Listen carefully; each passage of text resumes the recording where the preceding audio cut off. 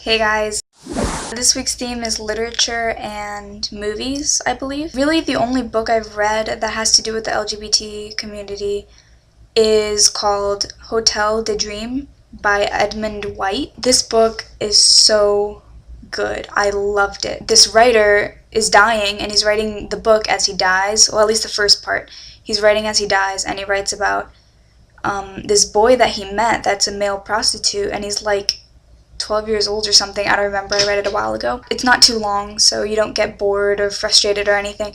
It's really good. I really recommend it. Stolen: A Letter to My Captor by Lucy Christopher. I read this about a year and a half ago, and I loved it. Like, I loved it. And I'm usually a girl for the more classic stuff, but this book, it's about this girl who gets abducted by this young guy. He takes her to Australia. Where he takes her, it's completely away from any kind of society, anything. They're just in the middle of the desert, completely alone. They kind of go through stages, and she learns a lot from him. The next one is probably one of my favorite books ever, Atonement by Anne McEwan. Atonement is amazing. Rumblefish by S.E. Hinton. The movie, I think, is a whole lot better. The Chosen by Chaim Potok. The next one that I love, Jane Eyre by Charlotte Bronte. Love it! It's kind of a complicated read. It's kind of a more mature read. Fried Green Tomatoes at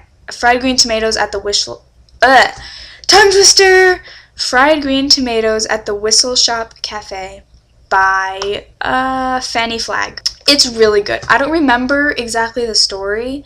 I just remember that I couldn't put it down. I could not put it down. It takes place in the South. It's about like Southern culture, Southern friendships. Love it. Oh, one more book. I had to read this in school, and at first I was like, oh my god, another school book. I'm gonna hate this book.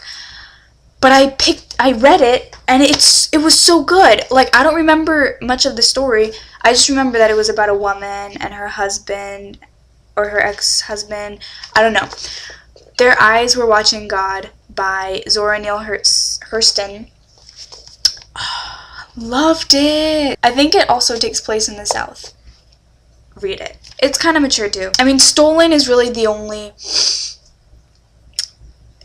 immature reading that I've read that I fell in love with. So now for movies, I have a couple of LGBT friendly movies that I freaking love. I'm an indie movie girl. I love indie movies because they're so weird. The first one is My Summer of Love. 1 star to 5, I would give it a 4 stars. 4 to 4.5 stars. The next one is very weird. Wild Tigers I Have Known.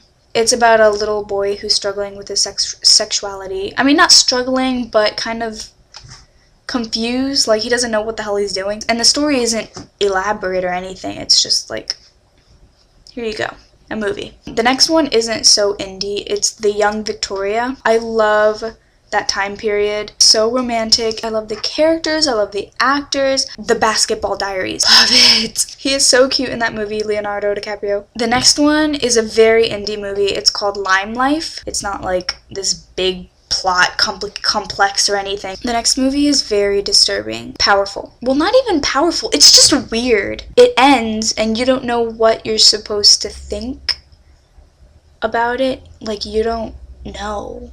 It's called The Virgin Suicides, and that should give you kind of a taste of what it might be about. It's directed by, what's her name?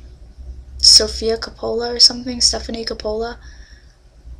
Francis Ford Coppola's daughter. I don't know her name. The next one is an LGBT-friendly movie, The Birdcage. It's really funny. It's a comedy. The Name of the Rose. It takes place in the Renaissance era, I think, or is it medieval time? It's a mystery. Risk Cutters, a love story. I loved this movie just because it made me think a lot about why I do the things I do and why I think certain things are more important than others when they're really not. Oh, and sorry for the quality again. My camera is being crap. My camera's sitting over there chilling. This is my new room. I redid it. So yeah. I will see you guys next week.